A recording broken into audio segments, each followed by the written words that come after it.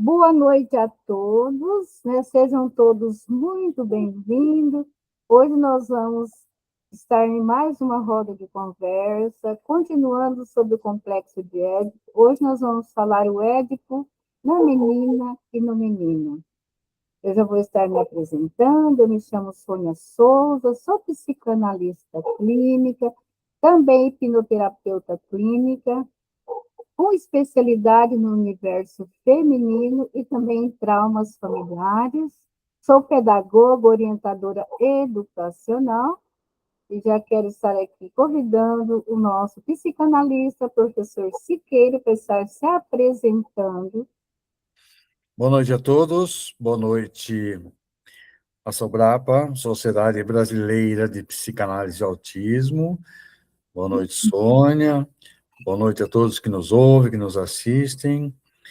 E sou o professor Siqueira, psicanalista clínico, pedagogo, mestre em comunicação e letras, e nessa noite que discutimos a questão do édipo na menina, no menino, e vamos adiante. Então, vamos dar início, né, à nossa roda de conversa. Hoje nós vamos tratar da formulação freudiana do complexo de Édipo, com foco nas diferenças entre o desenvolvimento psíquico do menino e da menina. Esse é um ponto central da psicanálise, porque para Freud, o Édipo não é apenas um episódio da infância. Ele é estruturante da subjetividade, ou seja, participa diretamente na formação do desejo, da identidade, da relação com a lei. O complexo de Édipo é um conceito da psicanálise desenvolvido por Freud, que descreve uma fase importante do desenvolvimento emocional e psicológico da criança, geralmente entre os 3 a 6 anos de idade. Para o menino, começa a desenvolver um forte apego pela mãe, vendo-a como seu principal objeto de carinho e atenção.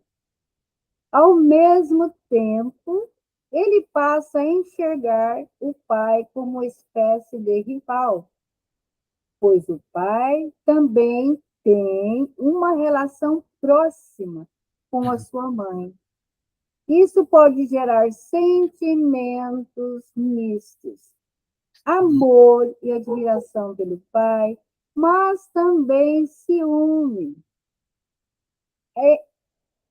Ao se identificar, ciúme e competição, com o tempo, a criança tende a resolver esse conflito, ela vai compreender, ela vai entender, ao se identificar com o pai, adotando comportamentos e valores e características dele.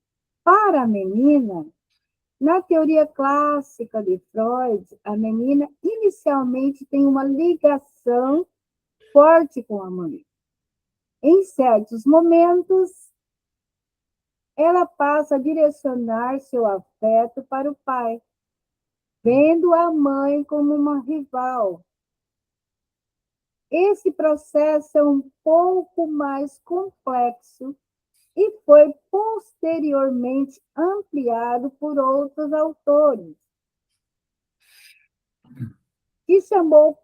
Ao longo do desenvolvimento, a menina tende a se identificar novamente com a mãe, o que contribui para a formação de sua identidade.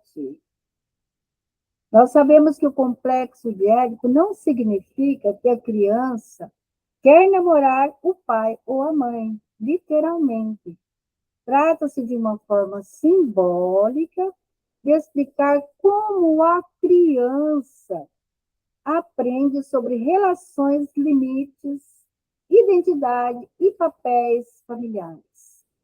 A resolução saudável desse processo ajuda na construção da personalidade e na forma como a pessoa se relaciona com o outro.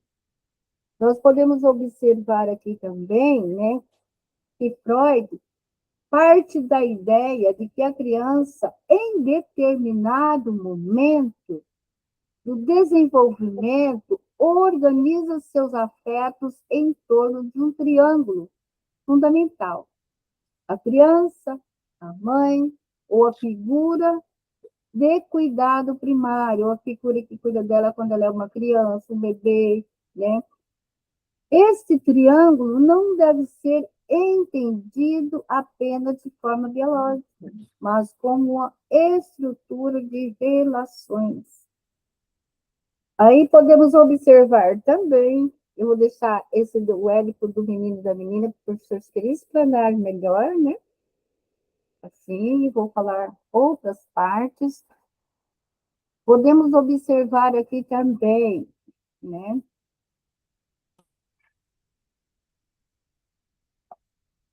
Essa parte do menino e da menina, professor Siqueira. Não vou aprofundar, vou só dar o começo. Nós também encontramos, né, qual é a diferença estrutural central. Aqui encontramos a principal assimetria entre o sexo na teoria freudiana. O menino, o Édipo termina com a ameaça da castração. Na menina, ele começa a partir da constatação da falta.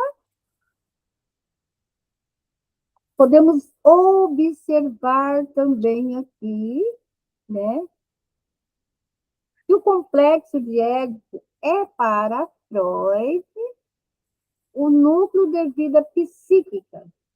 Ele organiza o desejo, a lei, a identidade, mas a sua formulação apresenta uma clara assimetria entre o menino e a menina. É justamente essa simetria que vai abrir caminho para inúmeras críticas posteriores. E aqui eu já convido o professor Siqueira para estar, né, contribuindo. Vamos lá, boa noite a todos novamente.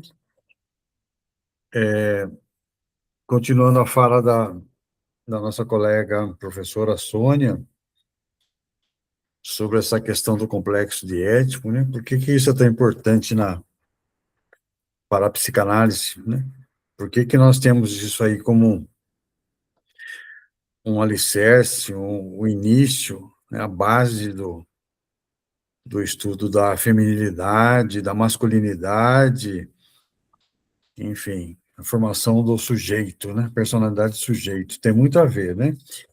E eu diria para vocês que o complexo de Édipo em Freud é uma das ideias centrais da psicanálise clássica. Ele utilizou esse mito grego, o Édipo, né, para explicar conflitos afetivos inconscientes que ocorreriam na infância. Então, ele foi buscar lá na base grega, lá na mitologia, essa exemplificação, e trouxe para nós, né, que existem muitos teóricos que não aceitam essa ideia, mas não condenam. Mais para frente eu vou falar de algumas feministas que têm uma opinião acerca disso, né? O que era esse mito de Édipo, né? Na tragédia grega, Édipo mata o pai sem saber quem ele é e, posteriormente, casa-se com a própria mãe. Isso na mitologia. E Freud utiliza esse mito simbolicamente, não de forma literal, é claro, né? Não vamos, né, levar isso à risca. E como é que acontece o complexo? Como é que se dá o complexo de Édipo no menino? Isso já foi dito pela Sônia, por volta dos 3 a 5 anos, né? Que é a fase fálica do desenvolvimento, que o Freud ele estabeleceu aquelas 5 fases, né? A fase oral, anal, fálica, latente, depois genital, na quinta fase. Então, nessa fase fálica é que aparece o complexo de Édipo. O menino passa a viver sentimentos ambivalentes em relação aos pais.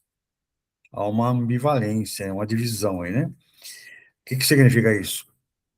Desenvolve forte apego amoroso à mãe. Estamos falando do menino. Deseja atenção exclusiva dela. Percebe o pai como rival. O menino inconscientemente gostaria de ocupar o lugar do pai junto da mãe. Então, o pai torna-se figura ambivalente. Ele é amado ao mesmo tempo, que ele é o pai, né? É admirado pela criança, pelo menino, mas também rivalizado. O que surge disso daí? O ciúme, a competição, hostilidade inconsciente. Então, esse conflito gera angústia.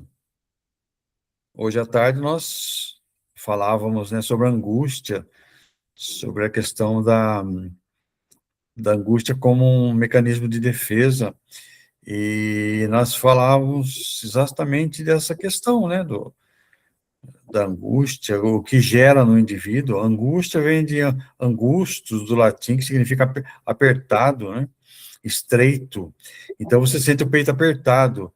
Olha aqui o Freud falando, né, no complexo de Édipo, que esse conflito lá inicial pode gerar uma angústia. E esse medo da castração? O que é o medo da castração, né?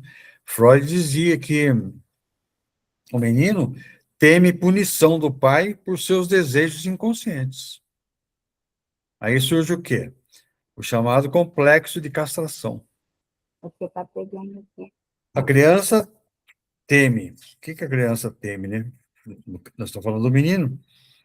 Perder amor, ser punido, sofrer uma retaliação simbólica. Esse medo ajuda a dissolver o Édipo. Então, na identificação com o pai, como é que resolve esse conflito, né? O menino tende gradualmente a abandonar o desejo exclusivo pela mãe, identificar-se com o pai. Ou, em vez de competir, começa a incorporar características paternas, da onde é a identidade, né? A formação da identidade da criança, das normas morais, do superego. E a formação do superego, saindo daí, Freud acreditava que nasce parcialmente dessa internalização das proibições parentais. A criança começa a aprender os limites, as regras, interdições, convivência social.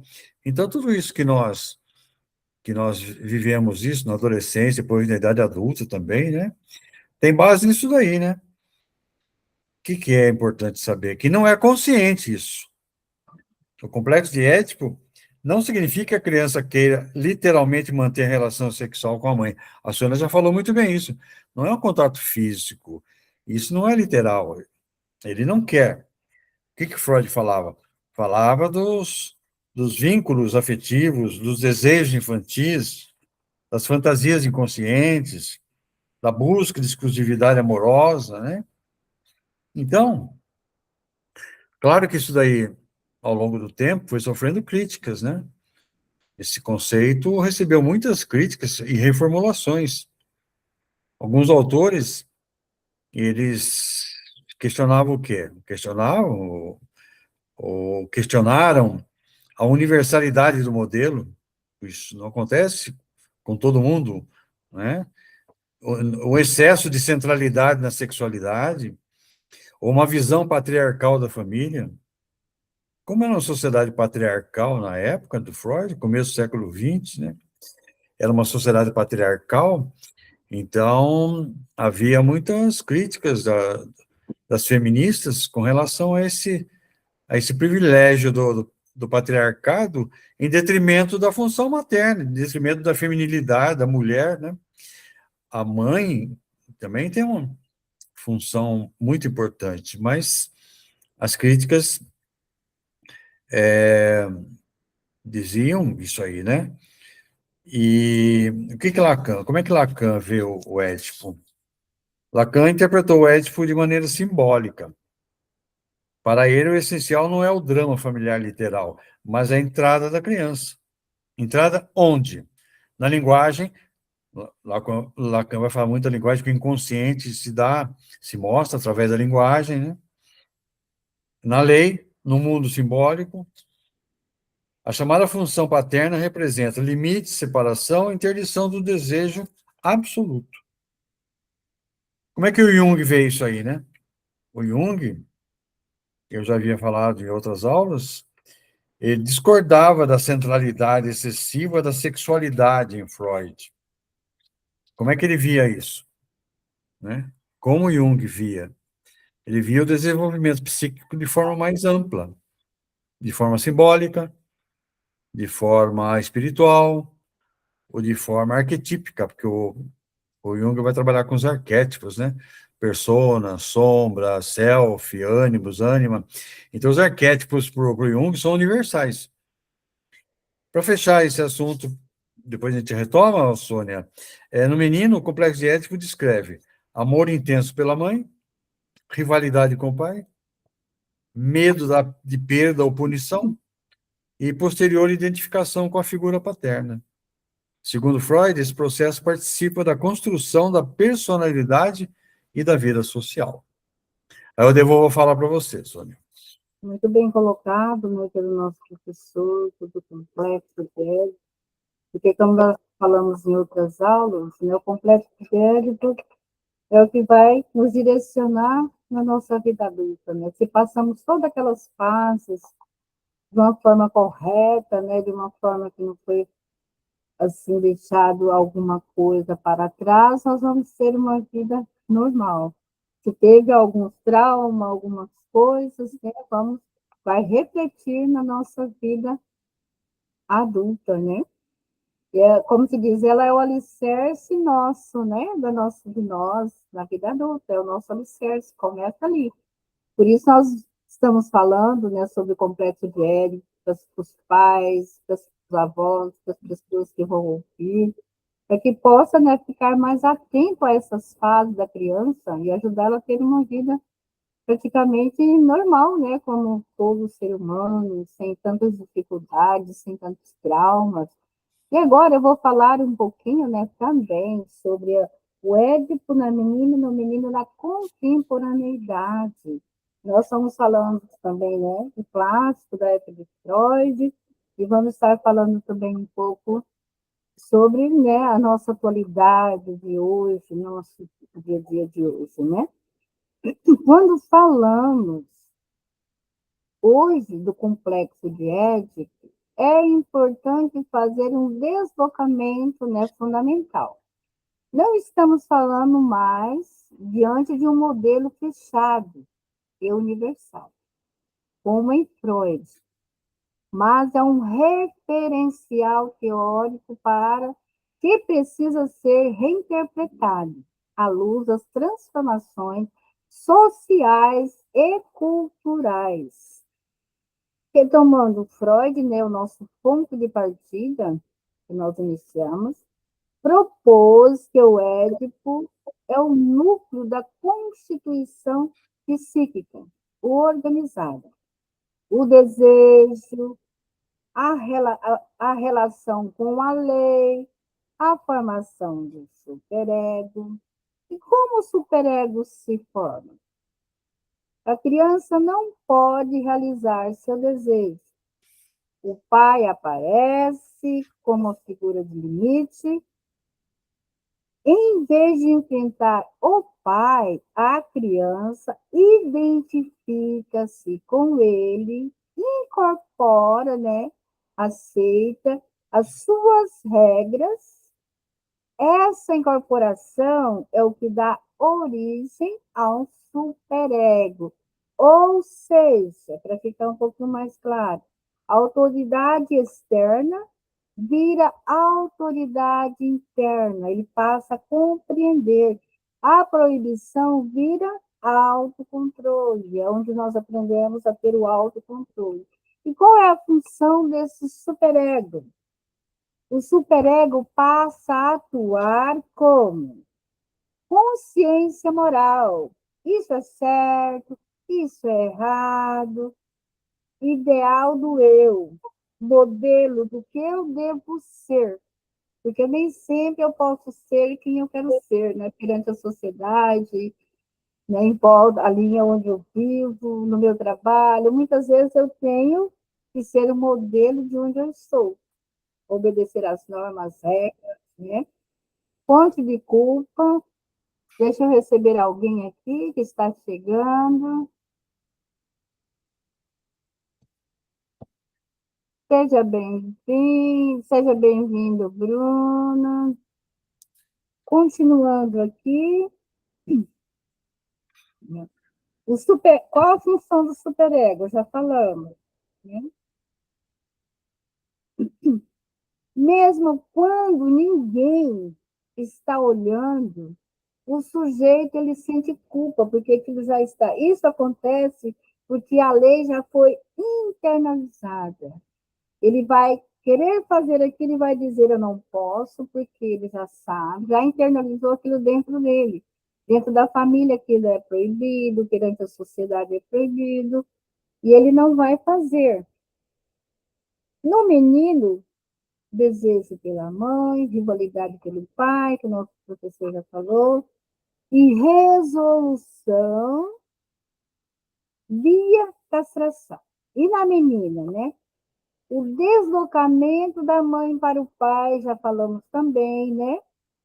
Marcado pela chamada inveja do pênis. Essa formulação, no entanto, pressupõe uma estrutura familiar específica, uma diferença sexual binária, uma centralidade da figura paterna.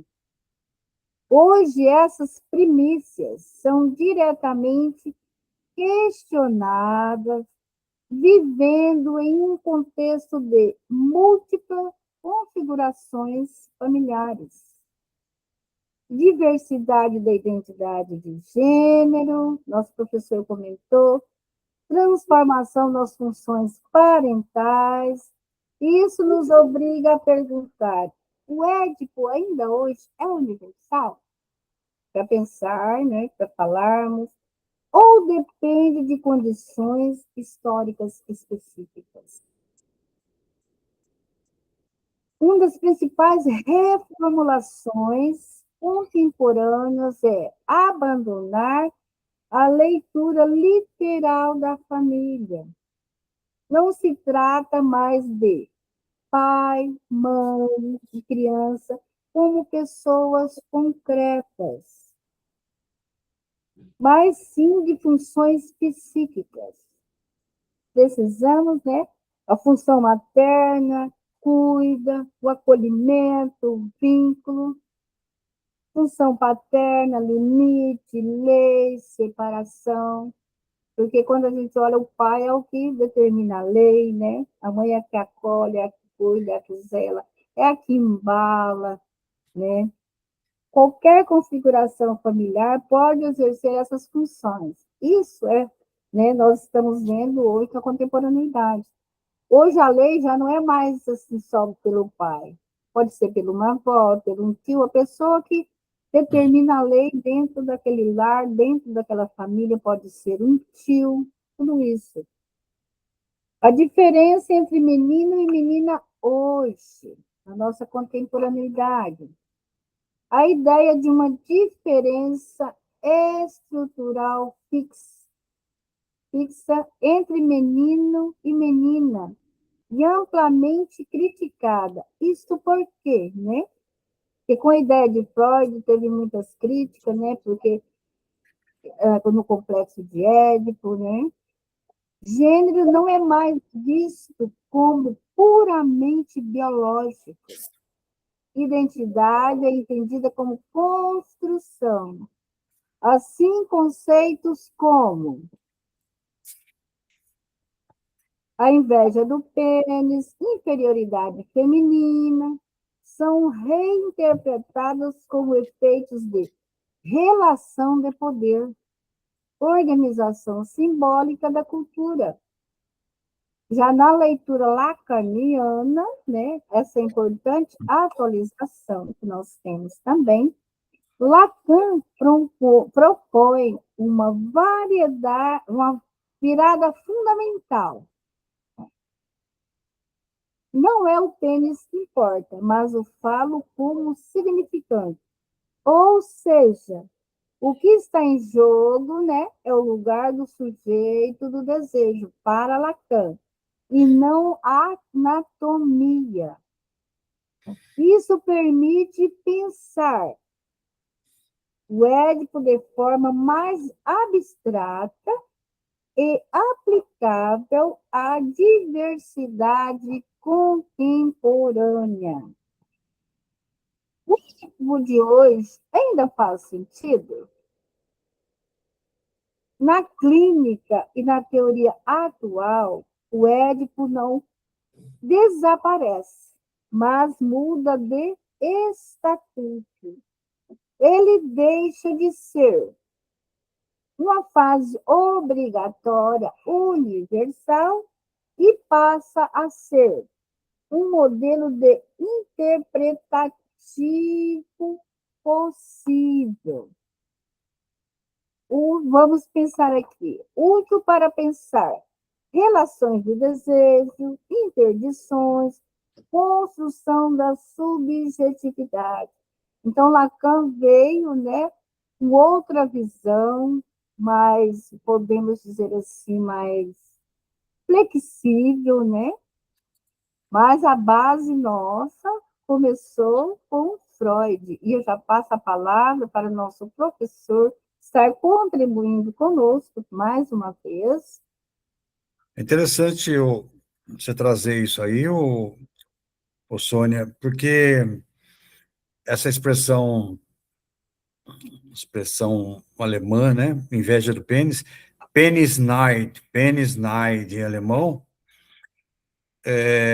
por que surgiu, né? Que é um conceito ligado ao desenvolvimento psicossexual infantil e a maneira como a criança interpreta as diferenças anatômicas entre os sexos, né?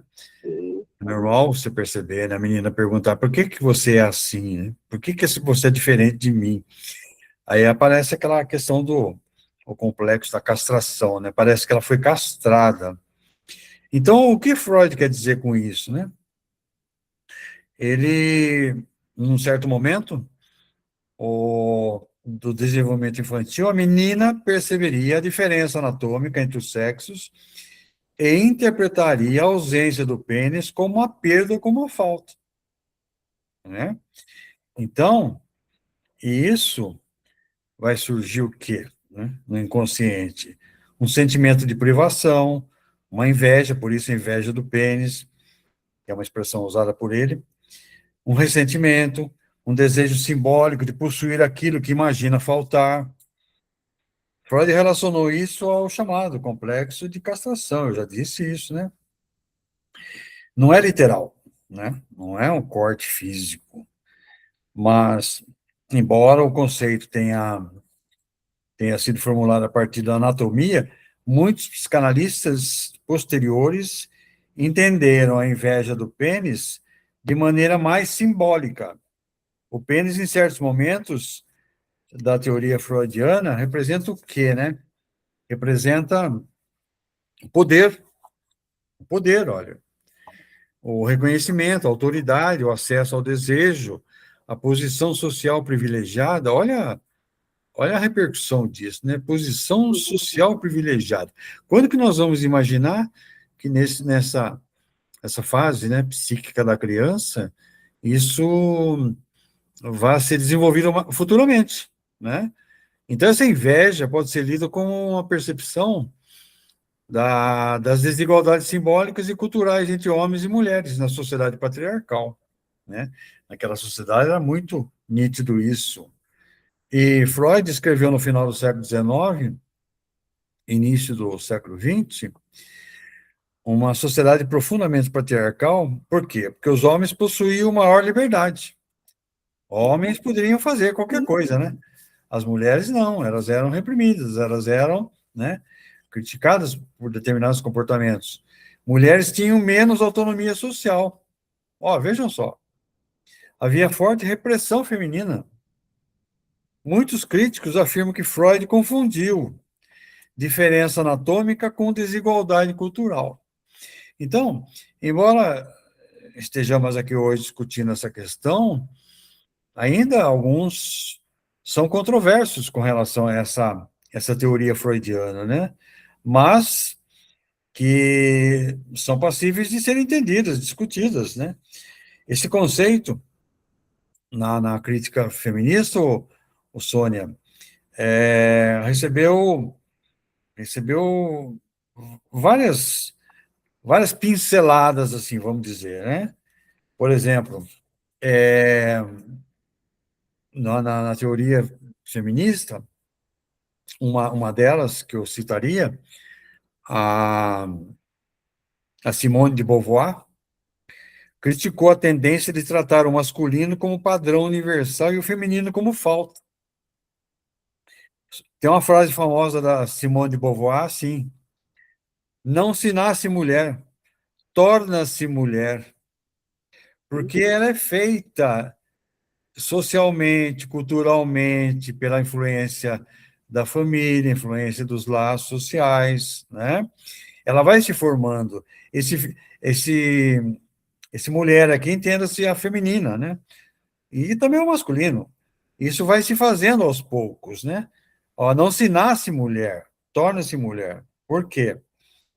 Porque isso dialoga criticamente com certas visões biologizantes, ou seja, a biologia diz isso, mas e a psicanálise? E o psíquico? Não é verdade? O Lacan vem e reforça. Lacan reinterpretou o conceito em termos simbólicos. Para ele, o falo não equivale simplesmente ao órgão anatômico. Representa, você já falou isso, mas representa o lugar do desejo, reconhecimento simbólico, a falta estrutural da condição humana. Então, algumas feministas da época, né, elas, elas diziam que existia uma inveja do útero. Olha só, nós falamos de inveja do pênis, agora aqui usamos inveja do útero.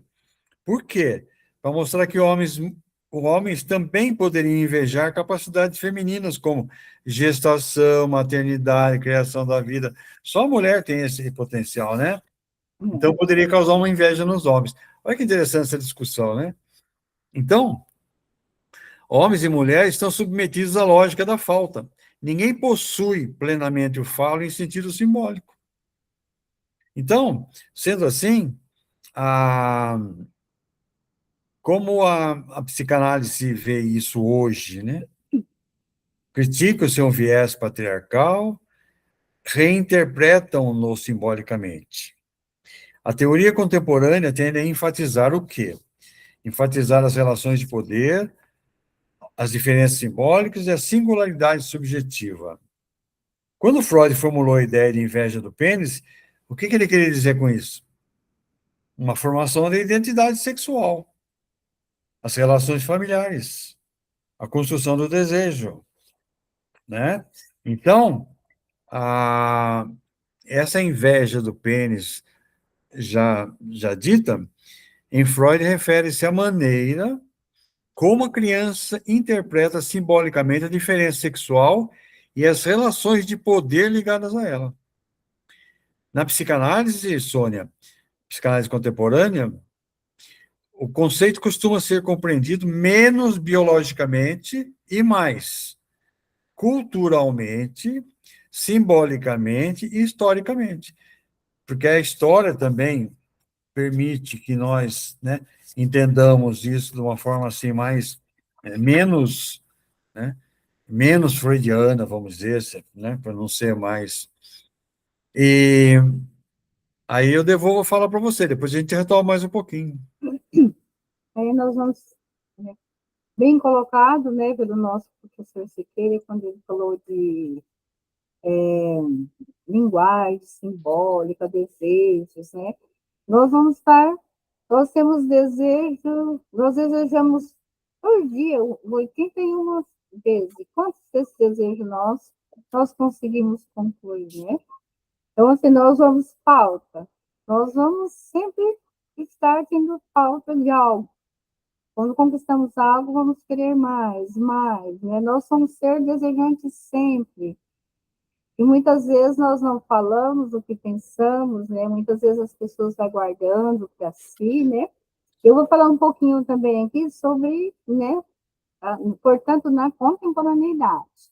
Aí depois a gente pode voltar para Freud, o professor fica à vontade para falar também, tá? Ah, sim, com certeza. Mantemos, né, de Freud a ideia do conflito psíquico e estrutura do desejo, que nós acabamos de falar. O desejo vai estar sempre, né? Abandonamos a rigidez biológica e normativa e passamos a compreender o Édipo como, né? Nosso professor falou, como estrutura simbólica. E o que é essa estrutura simbólica? Né? Na psicanálise, principalmente em Lacan, né? Simbólico é o campo, né, da linguagem, das regras, do significado, ou seja, são as leis sociais, normas culturais, nosso professor falou, papéis familiares, proibições como o tabu do incesto, atravessados pela cultura histórica da linguagem. Então, esse é o que, né, nós, hoje, foi toda essa mudança que está tendo hoje, como o nosso professor falou. Então, o complexo de Édipo, ele está assim mais leve, não está preso. Nós estamos olhando para ele como nós no tempo de Freud, né? Quando ele criou, quando ele trouxe para nós. Imaginamos naquela época como, quantas críticas, quantas, né, repercussão deu naquele momento, naquela época, né, professor Siqueira? Quando Sim, ele chegou com essa ideia, né, com todas essas diferenças, esses pensamentos, o pessoal com aqueles pensamentos diferentes, né? Então, nós podemos imaginar. E hoje foi reformulando, o pessoal foi modificando, mas a base continua nele. Vou ouvir mais um pouquinho o professor Siqueira também. Pode falar, eu devolvo a palavra para o professor. é interessante isso, Sônia, que é, hoje o complexo de Édipo, você usou uma expressão muito legal aí, você falou assim que está mais suave, mais leve, e é verdade, não é tão pesada, porque ela é vista como uma maneira mais ampla, né? E a psicanálise contemporânea, a psicologia do desenvolvimento e os estudos culturais não costumam entender o Édipo como um esquema rígido, baseado apenas na sexualidade infantil, na anatomia ou no modelo tradicional da família patriarcal. Então, esse conceito passou por várias revisões, né? Inclusive a feminista, Simone de Beauvoir, Júlia Kristeva, vou falar um pouquinho dela depois, essa Júlia Kristeva também faz uma crítica interessante, ela é feminista, né? E, mas o que permanece de importante nisso tudo, né? Mesmo com críticas, Sônia, muitos autores ainda consideram válido o núcleo central da ideia. Olha só, nós não descartamos. É bom que digamos isso. Nós não descartamos a teoria freudiana do complexo de Édipo. Com, com todas as suas nuances, transformações, modificações, interpretações, nós temos uma base aí, que não podemos esquecer, né? Então, por quê?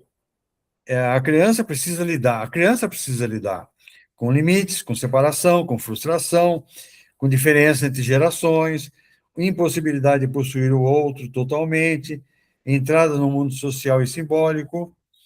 O Édipo passou a ser visto mais como processo de constituição subjetiva do que como desejo literal pelos pais. Olha só.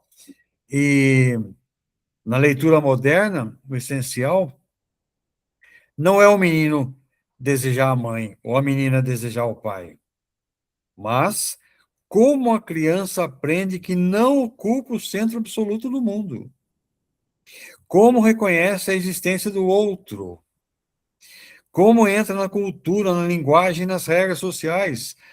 A coisa é muito mais complexa, ô Sônia, a coisa é muito mais extensa, não é simplesmente limitada ao sexo, ao pênis, à vagina, não é isso.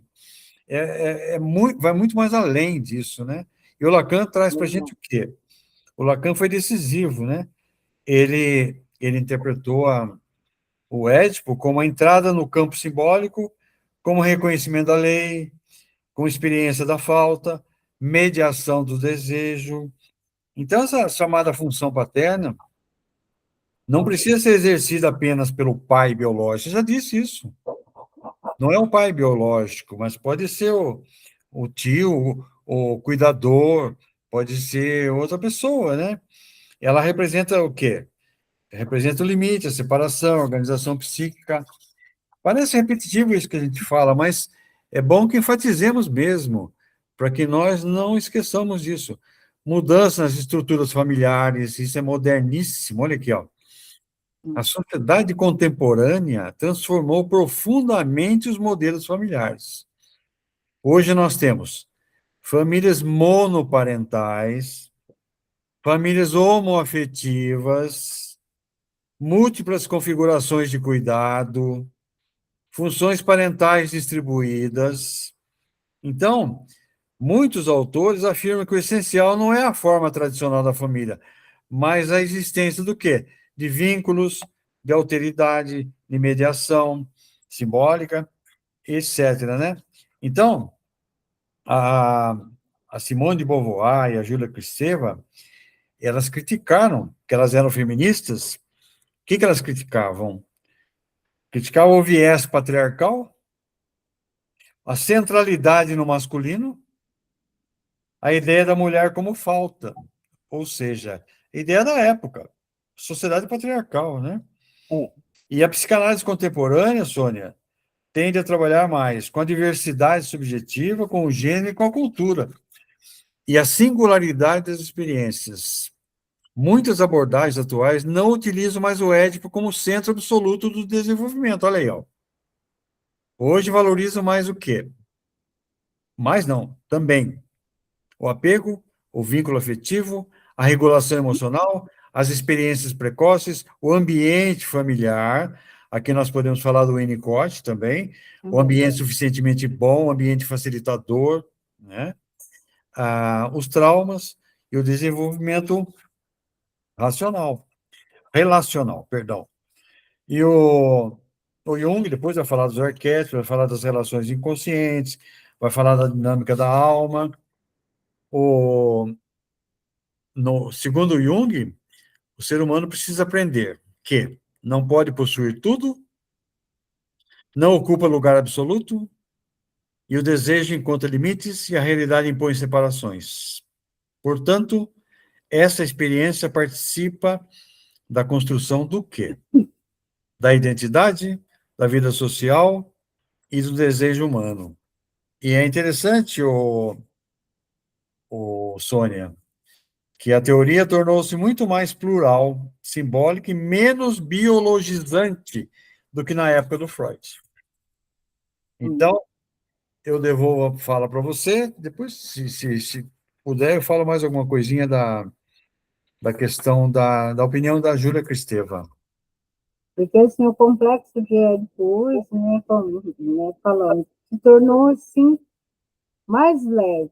Antigamente, só os homens, né, como o professor falou, patriarcal, era tudo levado para, né, o homem poderia tudo, o homem, né, era aquele que mandava. As mulheres, tá, já que nós estamos falando, eu vou entrar um pouquinho. Teve uma época que as mulheres nem votavam, né, só os homens Ah, tinham esse poder. exatamente. Então, assim, as coisas foram mudando, né, como o complexo que era, como o estudo de Freud chegou, trouxe a base para nós, e o pessoal foi ampliando, mudando, colocando as coisas mais leves, trabalhando de uma forma assim. estão saindo mesmo do ritmo, mudando as palavras, né, colocando de forma mais leve para trabalhar, né? E transformando, porque de acordo com a mudança da sociedade, né, vai mudando também. Tem que ir modernizando, né, tanto o complexo de Édipo, como as coisas que vai acontecendo, né? Então tem que ir mudando, tem que ir transformando. Mas, como se diz, ele teve que ter a base, como o professor falou no aula anterior, ele foi o alicerce, né? Freud foi o alicerce. E se nós formos observarmos essas psicossexual, essas fases, realmente é onde começa tudo na nossa vida, né? Desde bebezinhos, bebezinho cuidado, bem zelado, aí vai passando de uma fase para outra. Então, essas fases precisamos ser bem cuidadas, né? Precisamos cuidar do nosso bebê com carinho, ensinando, precisa ter a lei, precisa dizer não para os nossos filhos, para que eles aprendam, porque quando eles vão entrar para a cultura, nós falamos uma aula anterior, até foi o professor Siqueira, né, que falou, que para a entrada na cultura tem que ter as normas, tem que ter as regras, tem que ter a lei. Então, é o momento que vai ensinando a criança a viver em sociedade, a viver com o outro de uma forma bem, para que possa estar ali. E nós falamos aqui anterior também que é a forma que a gente vai chegar na sociedade, vai reger a nossa vida, né? Normas para tudo, trabalho, escola, família, a gente precisa ter respeito um para o outro, tudo essa é a lei quem possa. E essa criança vai ficar frustrada porque ela não vai querer receber o não. Muitas vezes até nós não gostamos de receber o não. Já imaginou uma criança?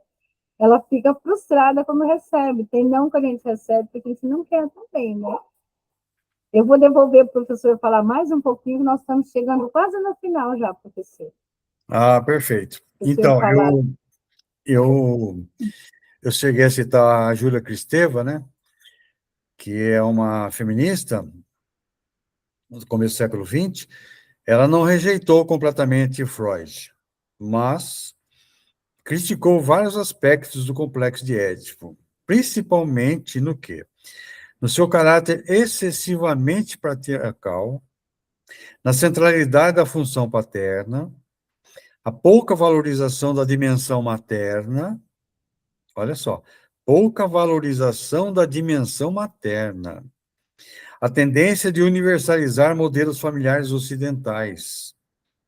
Então, a Júlia Kristeva, ela procurou ampliar a psicanálise para além do esquema edípico clássico. Olha só, é isso que nós discutimos ao longo da fala nossa hoje aqui, né?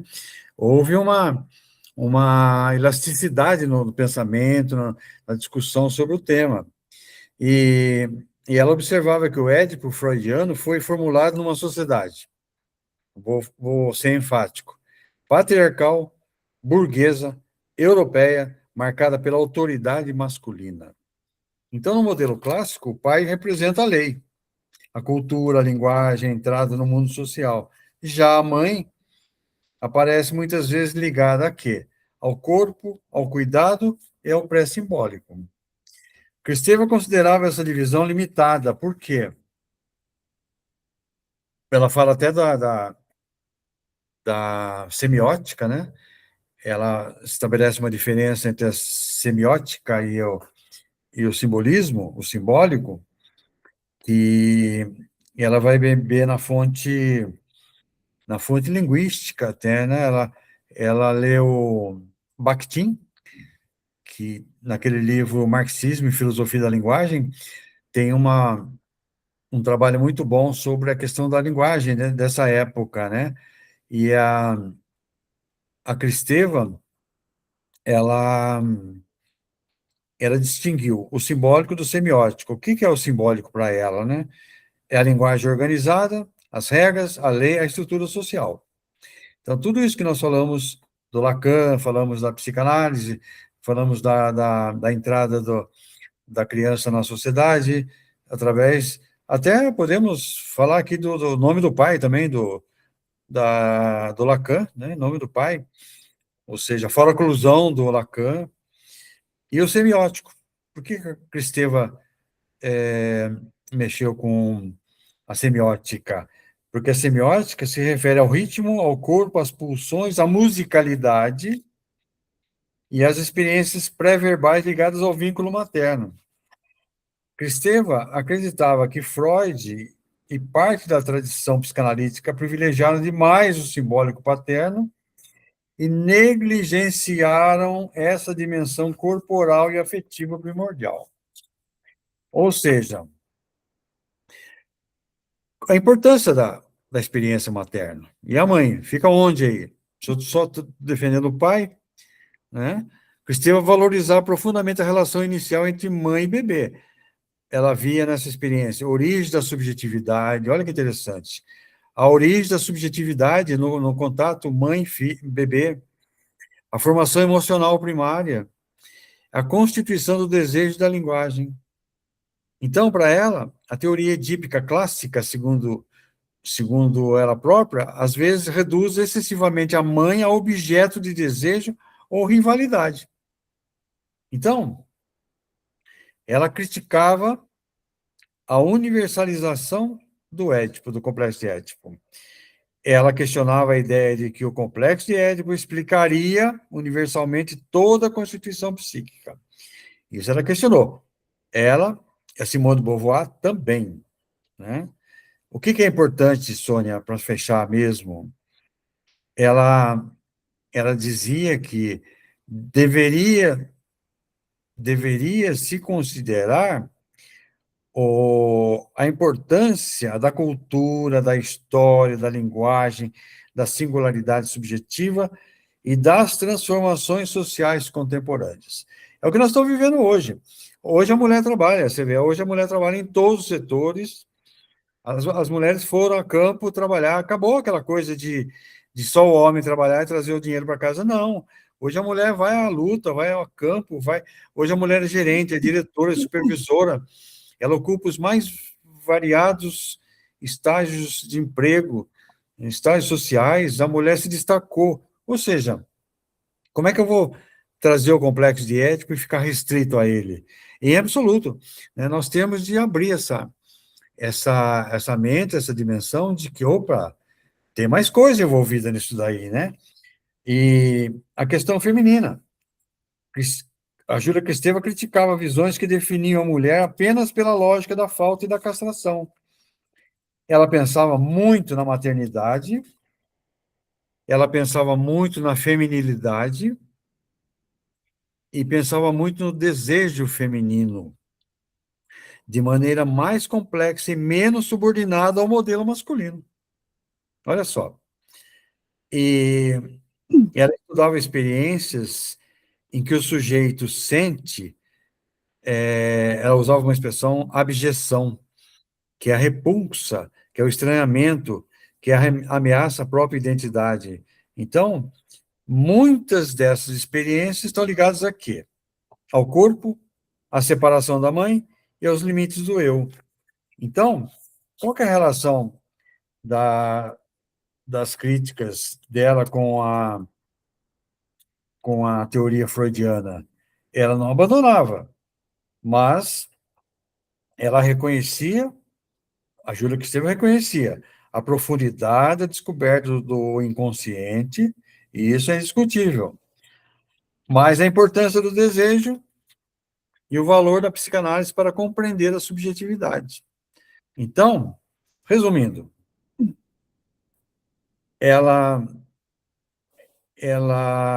criticava o complexo de Édipo porque ela considerava excessivamente centrado no pai e na lei, era marcado pelo patriarcalismo e era insuficiente para compreender a dimensão materna, corporal e afetiva da subjetividade.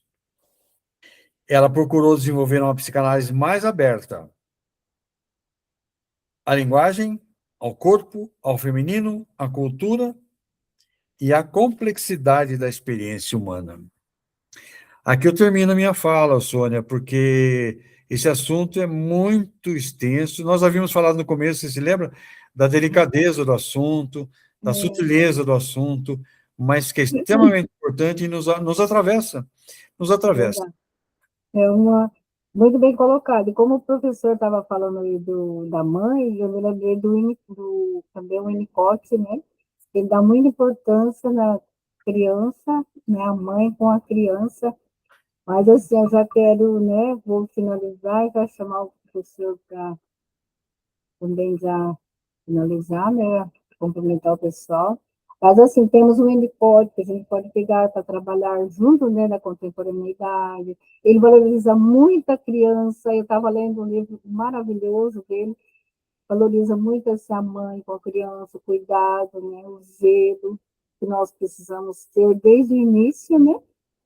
Mas aqui eu já quero estar convidando, né, o professor Siqueira para estar despedindo, porque foi maravilhosa essa roda de conversa nossa, né?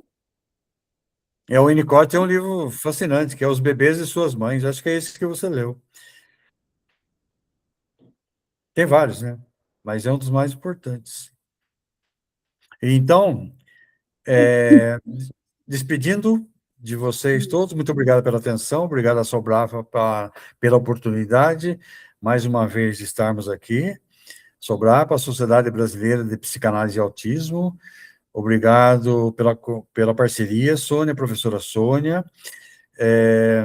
Obrigado a todos os ouvintes, assistentes, a quem participou, e depois, se vocês quiserem rever isso, está no YouTube, vai no YouTube brevemente, e estaremos aqui na próxima aula. Muito obrigado pela atenção, boa noite a todos. Eu também quero já estar despedindo, agradecendo a todos, né, que estão participando, agradecendo o professor Siqueira por estar aqui em mais uma roda de conversa, agradecer o Sobrapa, dizer para você que se você gostou dessa roda de conversa, associe-se a Sobrapa, venha participar conosco, venha fazer a roda de conversa conosco também. Agradecer o pessoal que vai nos assistir no YouTube, talvez no Brasil, fora do Brasil. Agradecer a todos vocês. Se o professor Márcio estiver e quiser falar alguma coisa, tiver algum recado, fique à vontade.